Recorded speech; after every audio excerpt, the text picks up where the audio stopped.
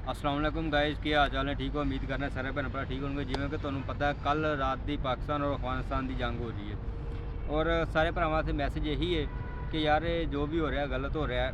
ਅਫਗਾਨਿਸਤਾਨ ਵੀ ਇੱਕ ਮੁਸਲਮਾਨ ਕੰਟਰੀ ਹੈ ਔਰ ਪਾਕਿਸਤਾਨ ਵੀ ਇੱਕ ਮੁਸਲਮਾਨ ਕੰਟਰੀ ਹੈ। ਦੋਨੋਂ ਮੁਸਲਮਾਨ ਨੂੰ ਮਾਰੇਗਾ ਤੇ ਕੀ, ਲੇਕਿਨ ਉਧਰੋਂ ਵੀ ਬਹੁਤ ਗਲਤ ਹੋ ਰਿਹਾ ਜੋ ਵੀ ਹੋ ਰਿਹਾ।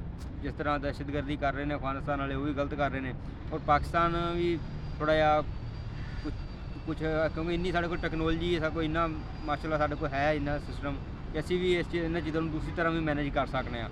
लेकिन चलो जो भी हो गया आ गया, वो एक अलग गल है। मैसेज बस यही है सारे वास्ते कि यार ये असल दे विच सारियां अगर ताने बाने नूं देखा जाए तो ये पिछे जुड़ते हैं इसराइल और अमेरिका दे नाल। ये मामला तो उदों दे कशीदा हो रहे हैं जदों तो बगराम एयरबेस मंगी अमेरिका ने अफगानिस्तान तो, ये उदों तो सारा मामला शुरू होए ने। ਹੁਣ ਅਫਗਾਨਿਸਤਾਨ ਨੂੰ ਪਿਛਲੇ ਦਿਨੋਂ ਮੋਦੀ ਗਿਆ ਹੈਗਾ ਉੱਥੇ ਇੰਡੀਆ ਦੇ ਅੰਦਰ ਔਰ ਉਹਨੇ ਕਿਹਾ ਹੈਗਾ ਅਫਗਾਨਿਸਤਾਨ ਨੂੰ, ਇਸਰਾਈਲ ਨੇ ਕਿਹਾ ਅਫਗਾਨਿਸਤਾਨ ਨੂੰ ਅਸੀਂ ਏਡ ਦਾਂਗੇ। ਮੈਂ ਤੁਹਾਨੂੰ ਵੀਡੀਓ ਕਲਿੱਪ ਦਿਖਾਣਾ ਵਾ, ਬਕਾਇਦਾ ਇਸਰਾਈਲ ਦੀ ਪਾਰਲੀਮੈਂਟ ਦੇ ਅੰਦਰ ਬਹਿਸ ਹੋਈ ਹੈ ਕਿ ਅਫਗਾਨਿਸਤਾਨ ਨੂੰ ਏਡ ਦੇਣੀ ਚਾਹੀਦੀ ਹੈ ਔਰ ਨੇਤਨਯਾਹੂ ਨੇ ਕਿਹਾ ਕਿ ਅਸੀਂ ਅਫਗਾਨਿਸਤਾਨ ਦੀ ਮਦਦ ਕਰਾਂਗੇ, ਏਡ ਦੇਵਾਂਗੇ। The plight of Afghanistan is highlighted by my dear friend Prime Minister Modi. Afghanistan is suffering. Afghanistan remains a strategic partner of India, and thus we consider Haibat Ullah as a partner of Israel. Afghanistan is doing its best to fight terrorism inside South Asia and requires all the support possible. For this, we shall be announcing a special aid package for Afghanistan on the request of Honorable Prime Minister Modi. India भी इस चीज़ की support करता है।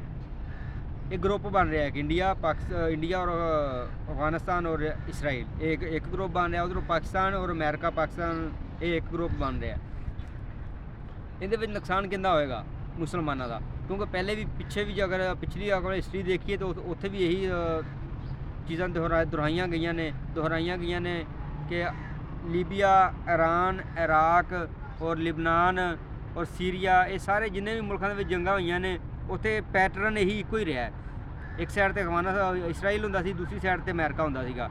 Israel ਔਰ America ਦੋਨੇ ਇੱਕ side 'ਤੇ ਖੜ੍ਹੇ ਹੋ ਜਾਂਦੇ ਸੀਗੇ ਔਰ ਪਿੱਛੋਂ ਸਪੋਰਟ ਕਰਦੇ ਸੀ, ਅਸਲਾ ਦਿੰਦੇ ਸੀਗੇ, ਬਕਾਇਦਾ ਫੰਡਿੰਗ ਹੁੰਦੀ ਸੀ ਔਰ ਉਹ ਬਾਅਦ ਦੇ ਵਿੱਚ ਉਹ ਮੁਲਕਾਂ 'ਚ ਖਾਨਾ ਜੰਗੀ ਹੋ ਜਾਂਦੀ।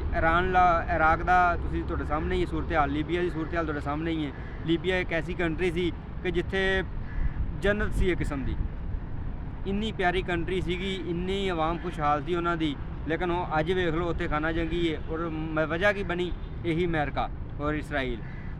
ਇਹ ਮਾਮਲਾ ਜੋ ਵੀ ਹੋ ਰਹੇ ਨੇ ਗਲਤ ਹੋ ਰਹੇ ਨੇ, ਕਿਉਂਕਿ ਇਹ ਦੋਨੋਂ ਮੁਸਲਮਾਨਾਂ ਨੂੰ ਆਪਸ 'ਚ ਲੜਾ ਕੇ ਉਹ ਆਪਣਾ ਮਫਾਦਾਤ ਜਿਹੜੇ ਹਾਸਲ ਕਰ ਰਹੇ ਨੇ। ਅਤੇ ਤੁਸੀਂ ਹਰ ਬੰਦੇ ਨੂੰ ਚਾਹੀਦਾ ਕਿ ਜ਼ਿਆਦਾ ਤੋਂ ਜ਼ਿਆਦਾ ਇਸ ਵੀਡੀਓ ਨੂੰ ਲਾਈਕ ਕਰੋ, ਸ਼ੇਅਰ ਕਰੋ ਔਰ ਇੱਕ ਦੋਸਤਾਂ ਨੂੰ ਦਿਖਾਓ। ਔਰ ਤੁਹਾਨੂੰ ਵੀ ਪਤਾ ਹੀ ਹੈ ਕਿਉਂਕਿ ਪਾਕਿਸਤਾਨੀ ਕੌਮ ਐਡੀ ਬੱਚੇ ਤਾਂ ਹੈ ਨਹੀਂ, ਜਿਹੜੇ ਕਾਕੇ ਨਹੀਂ ਹੈਗੇ ਕਿ ਇਹਨਾਂ ਨੂੰ ਪਤਾ ਨਹੀਂ ਹੈ, ਹਰ ਚੀਜ਼ ਦਾ ਪਤਾ ਇਹਨਾਂ ਨੂੰ, ਸਿਰਫ ਕੀ ਇਹ ਬੋਲਦੇ ਨਹੀਂ। ਹੁਣ ਕੀ ਹੋ ਰਿਹਾ ਹੈ ਫਲਸਤੀਨ ਦੇ ਵਿੱਚ ਤੁਹਾਨੂੰ ਸਾਰਿਆਂ ਨੂੰ ਪਤਾ ਹੈ, ਕਿੰਨੀ ਉੱਥੇ ਬੰਬਾਰੀ, ਕਿੰਨੇ ਬੱਚੇ ਮਰੇ। ਕੋਈ ਮੁਸਲਮਾਨ ਬੋਲਿਆ? ਕਿਉਂ ਨਹੀਂ ਬੋਲੇ? ਕਿਉਂਕਿ ਅਮਰੀਕਾ ਦੇ ਪਿੱਠੂ ਬਣੇ ਹੋਏ ਨੇ। ਨਹੀਂ, ਤੁਹਾਨੂੰ ਜਿਵੇਂ ਕਿ ਪਤਾ ਹੀ ਹੈ ਕਿ ਕੀ ਹੋ ਰਿਹਾ ਦੁਨੀਆ ਦੇ ਵਿੱਚ। ਅਤੇ ਸਾਰਾ ਗ੍ਰੇਟਰ ਇਸਰਾਈਲ ਦਾ ਇੱਕ ਨਕਸ਼ਾ ਹੈਗਾ, ਕਿਉਂਕਿ ਉਹਨਾਂ ਦੀ ਕਿਤਾਬਾਂ ਦੇ ਵਿੱਚ ਲਿਖਿਆ ਗਿਆ, ਉਹਨਾਂ ਨੇ ਆਪਣੀਆਂ ਕਿਤਾਬਾਂ ਦੇ ਵਿੱਚ ਉਹਨਾਂ ਦੇ ਵਿੱਚ ਇਹ ਹੈਗਾ ਕਿ ਅਸੀਂ ਜੀ ਗ੍ਰੇਟਰ ਇਸਰਾਈਲ ਬਣਾਉਣਾ ਹੈ ਜੀ। ਅਤੇ ਸਾਰੀਆਂ ਚੀਜ਼ਾਂ ਇਹ ਮੇਨ ਪਿੱਛੇ ਇਸੇ ਚੀਜ਼ ਨਾਲ ਹੀ ਜਾ ਕੇ ਕੜੀਆਂ ਜੁੜਦੀਆਂ ਨੇ। ਅਤੇ ਹਰ ਮੁਸਲਮਾਨ ਨੂੰ ਚਾਹੀਦਾ ਕਿ ਜ਼ਰਾ ਇਹਤਿਆਤ ਕਰੋ ਔਰ ਸਮਝੋ ਇਹਨਾਂ ਚੀਜ਼ਾਂ ਨੂੰ। ਆਖਰ ਦੇ ਵਿੱਚ ਪਾਕਿਸਤਾਨ ਜ਼ਿੰਦਾਬਾਦ, ਪਾਕ ਫੌਜ ਜ਼ਿੰਦਾਬਾਦ, ਇਸਲਾਮ ਜ਼ਿੰਦਾਬਾਦ।